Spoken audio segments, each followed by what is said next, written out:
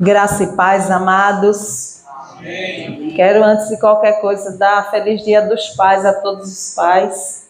Eu tive a oportunidade de hoje de chegar junto de todos os pais e dar um abraço. Depois eu vou ligar para o meu, né? E graças a Deus eu ainda tenho pai, né? É uma vitória, não é verdade? Hoje eu quero agradecer, antes de qualquer coisa, a oportunidade que Deus está me dando aqui na igreja de falar da palavra dele. Amém? Agradeço. E vou falar hoje sobre pais que inspiram, ou pais inspiradores na Bíblia. A Bíblia, ela contém muitos princípios e muitos ensinamentos que podem ser aplicados nessa relação entre pais e filhos. Geralmente é uma relação que não é muito fácil, porque a gente vê por aí pelo mundo um monte de pai que não sabe qual é o seu papel e não sabe como ser um pai e não age muitas vezes como pai. Infelizmente, né? Tem muitos pais bons, mas tem muitos pais que infelizmente não conseguem ter um bom relacionamento ou abandonam os filhos, que é o que a gente mais vê por aí, né? Abandono. Eu tenho uma amiga que ela fala muito sobre adoção. Ela, inclusive, é uma mãe que adota. Ela tem 2 filhas adotivas. E ela faz parte de um círculo de pais que adotam.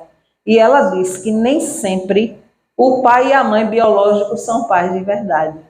Porque para adotar um filho, é preciso que ele seja adotado no nosso coração. Não é verdade? E aí eu fui procurar na Bíblia exemplos de pais que inspiram. E eu encontrei alguns. Primeiro exemplo que eu encontrei, eu vou falar brevemente, eu não sou, né, não vou demorar, que vocês estão doidos para encontrar os filhos, né? Para fazer aquele almoço, aquela coisa toda. Mas eu vou ser breve, eu botei aqui, vou começar aqui agora com 30 minutos, está aqui no meu cronômetro, né? Mas eu quero ser até mais rápida. Eu vou falar de Jó, primeiro pai, no Antigo Testamento. Jó é um exemplo de pai que tinha uma preocupação fundamental com a vida espiritual dos seus filhos. Jó estava sempre oferecendo sacrifícios em nome deles, buscando a bênção e buscando purificá-los de qualquer pecado que eles tivessem feito. Até fazia por antecipação. Senhor, eu vou oferecer sacrifícios, que era uma cultura da época. E aí ele já fazia antecipadamente pelos pecados que seus filhos pudessem cometer. Então ele tinha uma preocupação muito grande com a vida espiritual. Lá em Jó 1, capítulo 1, versículo 5, nós vamos encontrar o seguinte: assim, logo que terminava o período de banquetes, porque havia um costume dos banquetes acontecerem, Jó mandava chamar seus filhos e os purificava. De madrugada, ofereciam holocausto por cada um deles, pois pensava: talvez meus filhos tenham pecado e amaldiçoado a Deus em seus corações. Então, essa era a prática de Jó. Ele temia que seus filhos pudessem ter se tornado desatentos nesses momentos em que estavam lá nos banquetes, na alegria. Então, ele, com a sua atitude de pai, de autoridade espiritual, ele fazia o sacrifício. Esse sacrifício era para Jó um meio de graça, pelo qual ele limpava a si mesmo e sua família de todas as semanas de manchas internas. E assim Jó fez todos os dias continuamente. Como chefe da família, ele cumpriu a sua vocação sacerdotal, que é, no caso de Jó, oferecer sacrifícios. Na época, o nosso é orar pelos nossos filhos. É nos sacrificarmos desse jeito. É não desistir. É sempre orar por eles, pela vida deles, pela vida profissional, pela vida amorosa, pela vida relacional, né? Pela vida espiritual principalmente. Então, nós precisamos fazer isso. O outro pai, que é um pai, nós temos 2 exemplos de pai adotivos. Uma história interessante. Primeiro pai, todo mundo conhece, muito conhecido na Bíblia, é José.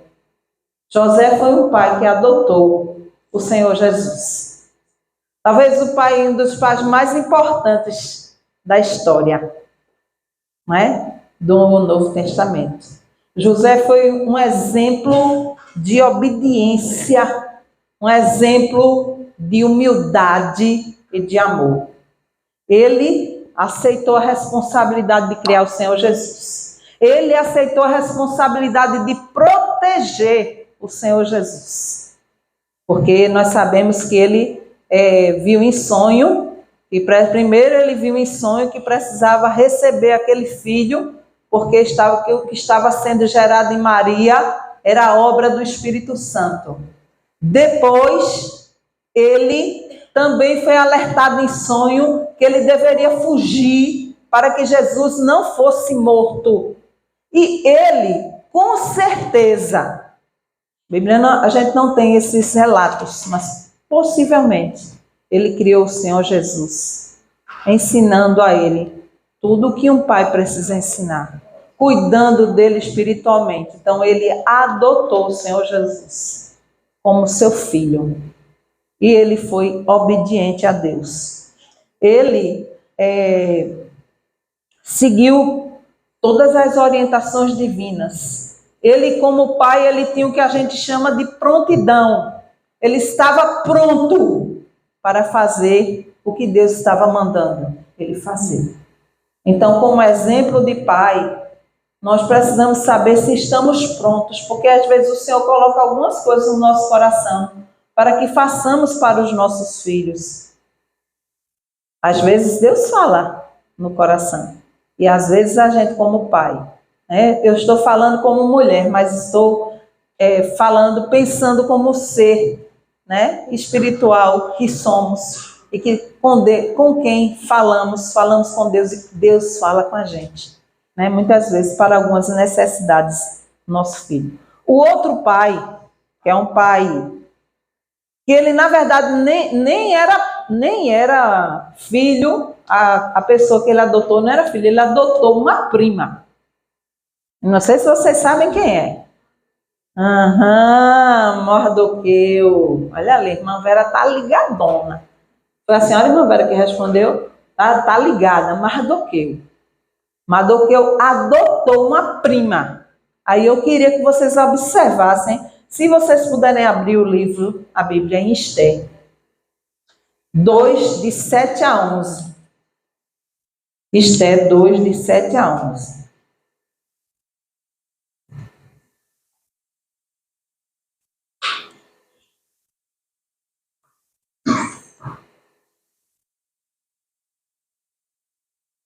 Amém? Mardoqueu, ou Mordecai, que ele é conhecido por esses dois nomes, né? Eu não sou muito como pastor. O pastor ia pesquisar o nome, essas coisas que ele faz sempre, que é muito bom. Mardoqueu tinha uma prima chamada Adassa, que havia sido criada por ele, por não ter pai e nem mãe. Essa moça, também conhecida como Esther, era atraente e muito bonita. E Mardoqueu a havia tomado como filha quando o pai e a mãe dela morreram. Observe isso. Quando a ordem e o decreto do rei... Um minutinho.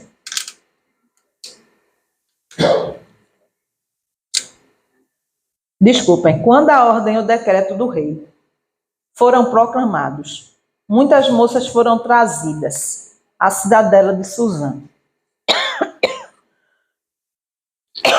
e colocadas sob os cuidados de Hegai. Esther também foi trazida ao palácio do rei, confiada a Hegai, encarregado do harém. A moça o agradou e ele a favoreceu. Ele logo lhe providenciou tratamento de beleza e comida especial. Designou-lhe 7 moças escolhidas do palácio do rei e transferiu-a junto com as jovens para o melhor lugar do harém. Esther não tinha revelado a que povo pertencia, nem a origem da sua família, pois Mardoqueu a havia proibido de fazer. Diariamente, ele caminhava de um lado para o outro, perto do pátio do harém, para saber como Esté estava e o que estava lhe acontecendo. Nós fizemos um estudo do livro de Esté no nosso grupo do PG. E a gente aprendeu algumas coisas sobre a situação de Mardoqueu e de Esté. A gente aprendeu, por exemplo, que Esté, ela passou por um processo de preparação de beleza. Mas ela foi orientada por Mardoqueu. Foi ele quem levou Esté até lá. Foi ele quem falou para ela não falar a que povo pertencia, para que ela não passasse por preconceito e não fosse aceita pelo rei. Então, Mardoqueu, como pai, ele deu a Esté todas as orientações. Além de tudo, ele estava sempre no palácio, porque ele fazia parte da equipe do palácio. Ele estava sempre lá, sabendo como é que ela estava. Porque ela estava passando por um processo de beleza para ser apresentada ao rei. Mardoqueu orientou Esté também num momento mais difícil, em que Esté estava já numa posição de rainha, para que ela pudesse salvar o povo de Deus. Mardoqueu estava o tempo todo preocupado em saber o que estava acontecendo no palácio. Estava sempre informando a ela o que estava acontecendo, para que ela pudesse tomar uma atitude.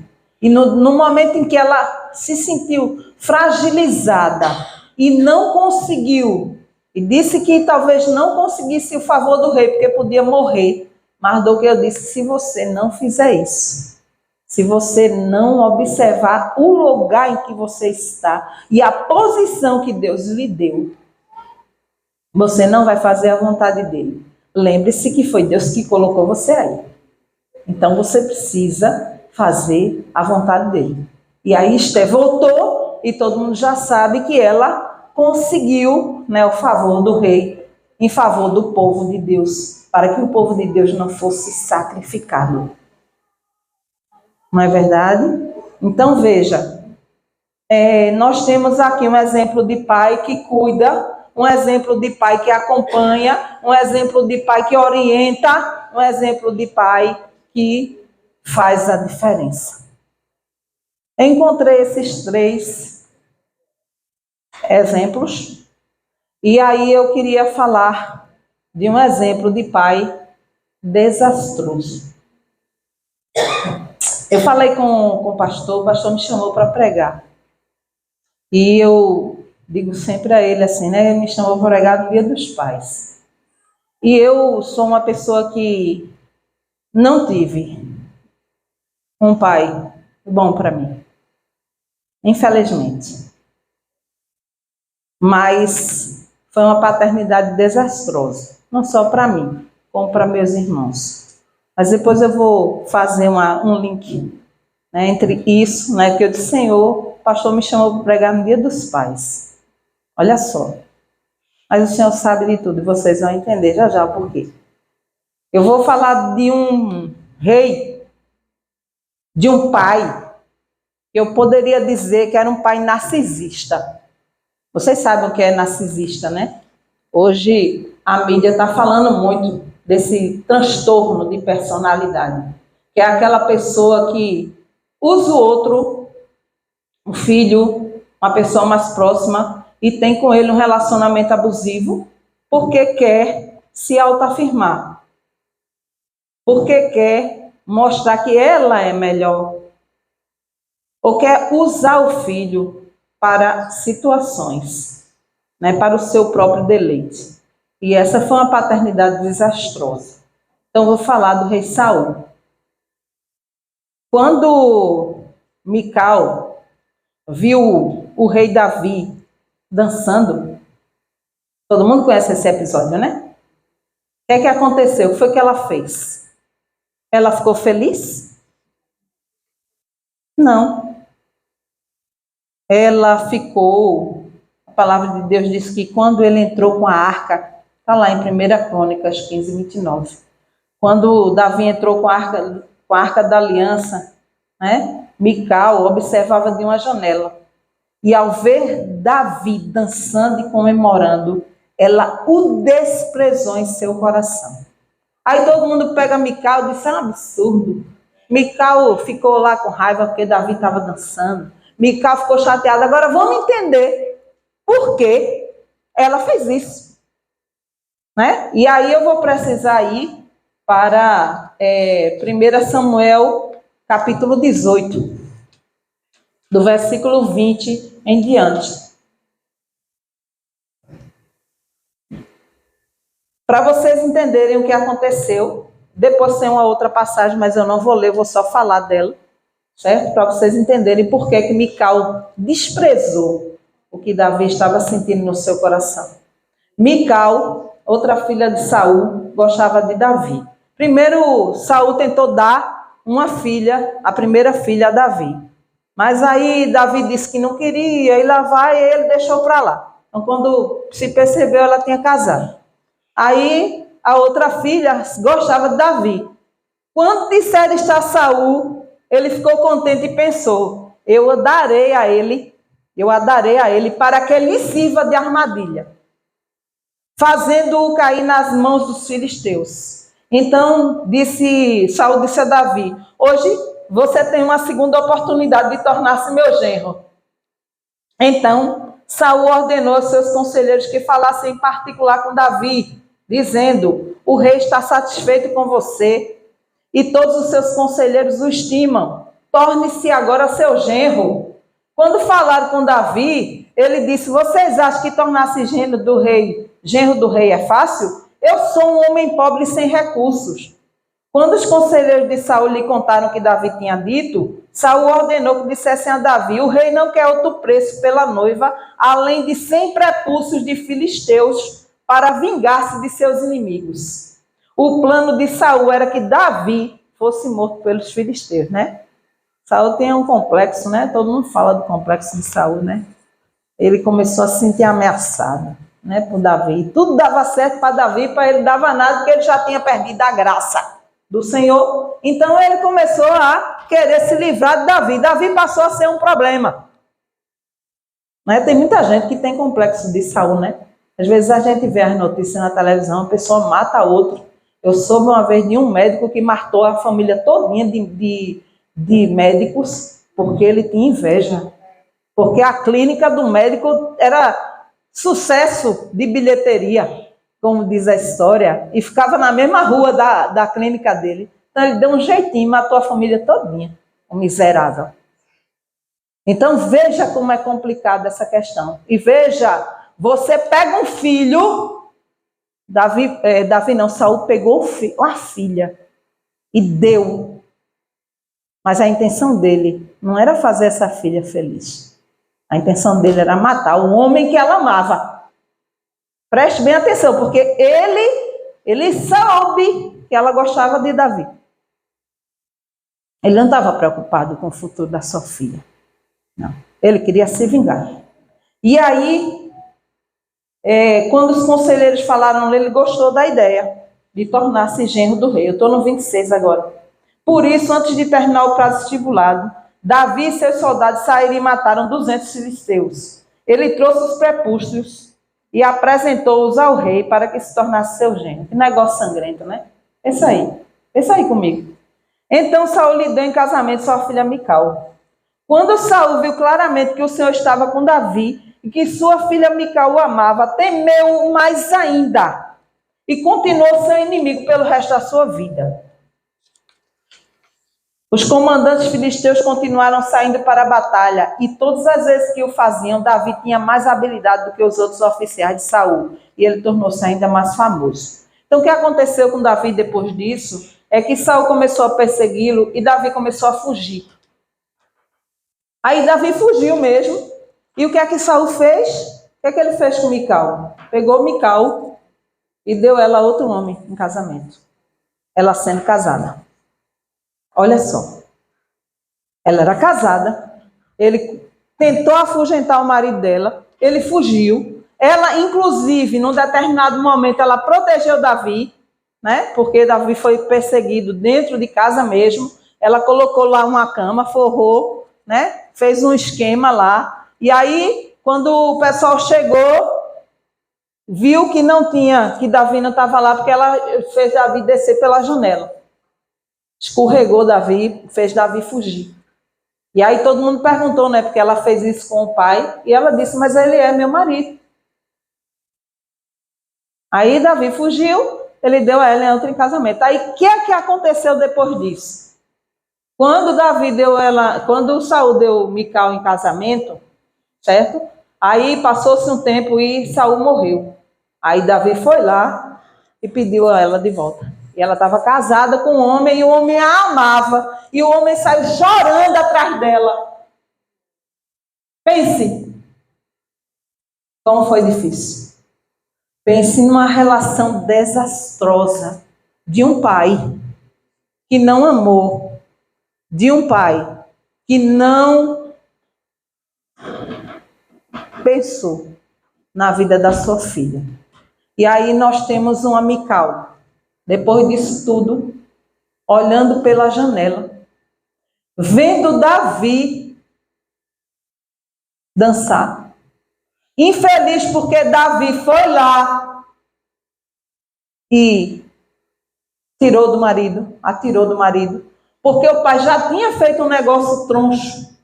E ele foi lá e fez isso. Então, quando ela viu Davi, ela sentiu, ela desprezou em seu coração. E ela desprezou porque ela também não entendia, porque o coração dela estava fechado para Deus. Os comentaristas falam disso, que ela possivelmente ela não conseguia ver mais essa graça, esse amor, porque ela estava ferida. Pessoas feridas têm uma dificuldade de ter uma relação com Deus. E é aí que eu quero fazer um link com a minha história. Eu tive um pai desde muito cedo, que foi um pai que era muito abusivo, alcoólatra, maltratava os filhos, batia na gente, tentou me matar 2 vezes, enforcada no cinto. Um pai que ele tentava. Eu até entendo ele. Depois que eu fiquei adulta, eu comecei a entender que talvez ele não recebeu isso do pai dele. E o que ele não recebeu, ele também, do jeito que ele recebeu, ele passou. E minha mãe disse que meu avô às vezes batia neles, batia muito. E aí foi isso que ele recebeu, foi isso que ele deu. Ele batia na gente muito mesmo, muito. Eu via meus irmãos desmaiarem. Então assim, eu me criei num ambiente perigoso para mim. Era perigoso, eu tinha muito medo. Eu tive que fazer tratamento porque aos 40 anos eu entrei num processo complicado de depressão e eu tive que fazer um tratamento porque eu tinha um problema, que é o problema da criança ferida. Quando nós não somos um bom pai e uma boa mãe para os nossos filhos, eles ficam feridos. Eles jamais vão dizer. Eles também nem sabem. Eu não sabia disso. Eu só sabia que eu sofria. Eu só sabia que eu chorava. Mas eu não sabia que o meu problema estava na minha infância. Porque eu tive um pai desastroso. Né? E eu me lembro que em alguns momentos na minha vida eu também pensei em tirar minha vida. Eu já era mãe. E eu não morri. Porque o Deus que me ama disse para mim para eu não fazer. Então assim, eu tive esse pai. E eu tinha muita dificuldade. Eu estava como Mical. Eu olhava para a dança de Davi e eu não conseguia perdoar. Davi por ter me levado, Davi por ter me passado naquela situação, eu por ter passado toda a situação de ter separado. Relacionamento abusivo a gente acaba aprendendo, né? Eu, Josiane, casei mal. Meu primeiro casamento foi um desastre. Eu escolhi mal, eu era muito, como é que eu diria? Eu era uma pessoa Assim, carente. É ruim, né? E quando você é carente, carente de pai, carente da figura, porque o pai é o primeiro amor de uma filha. E quando essa relação é ruim, a vida dessa pessoa vai ser um pouco ruim também, porque você aprende aquele padrão e você acaba indo para aquele padrão, psicologicamente falando, mas eu só vim descobrir isso depois. E o que é que eu quero dizer com relação a isso? O que eu quero dizer é que eu ia falar dos pais que inspiram, mas eu disse para mim que eu precisava falar desse exemplo, porque quando você está ferido, só quem pode curar você é aquele pai lá de cima. E eu passei muito tempo vivendo com Deus uma relação desconfiada. Eu desconfiava de que Deus não era um bom pai, porque eu tive um relacionamento difícil com meu pai. Mas tudo na minha vida começou a mudar quando eu perdoei o meu pai. Porque eu não conseguia perdoar, então eu consegui perdoar o meu pai. Eu amo meu pai, eu cuido do meu pai. Eu preguei para meu pai porque ele me perguntou como era esse negócio de aceitar Jesus quando nós estávamos no hospital, que eu estava cuidando dele. Eu tenho um maior amor ao meu pai hoje, mas eu sei que quem fez isso no meu coração foi o Senhor. Ele é o melhor exemplo de pai que nós podemos ter. Ele me ensinou que mesmo eu não tendo um pai que eu gostaria, mas eu tenho um pai melhor do que o que ele me deu. Esse eu não pude escolher, mas eu pude escolher ter um bom relacionamento com Deus e aprender o que é perdão. E liberar perdão para ser mais feliz, para ser uma pessoa diferente, para ser uma pessoa curada por Deus. Deus é capaz de restaurar qualquer relacionamento. Qualquer um. E eu vivo isso na minha vida. Então, os pais, para concluir, eles têm muitas responsabilidades.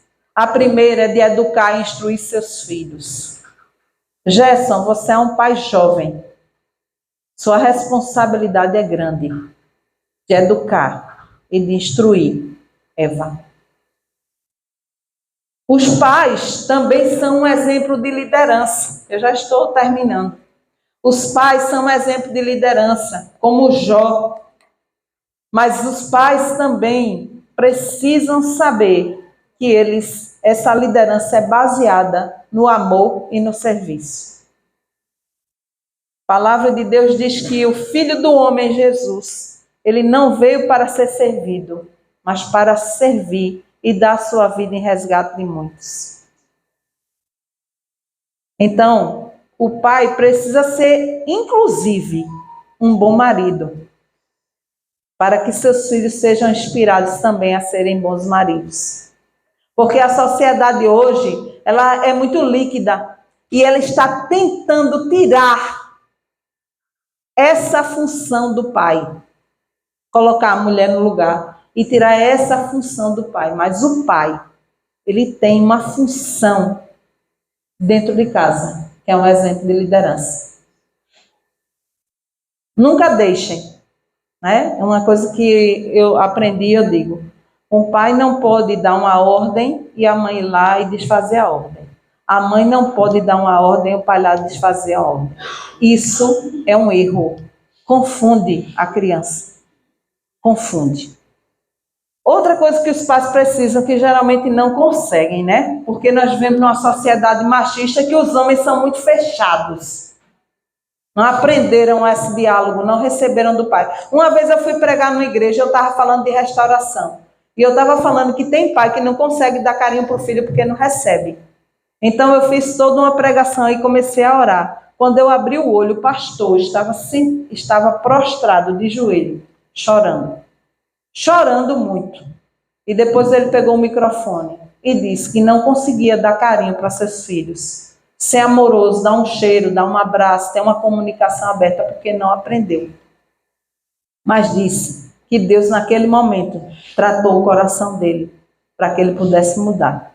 Ele não recebeu, e aquilo que ele não recebeu, ele também não conseguia dar. Então, eu quero fazer um apelo aos pais que estão aqui. Às vezes, seu filho já é de idade, né? Nós temos pais mais velhos aqui, seu filho já é adulto, mas você não consegue ter uma relação aberta com ele, uma relação amorosa, uma comunicação. Peça a Deus que abra o seu coração, para que você consiga ser mais amigo, estar mais próximo do seu filho, conversar, né? Saber como está, porque geralmente as mães é que fazem isso, né? As mães é que ficam, e os pais sempre lá distantes. Façam isso não, se aproximem dos seus filhos.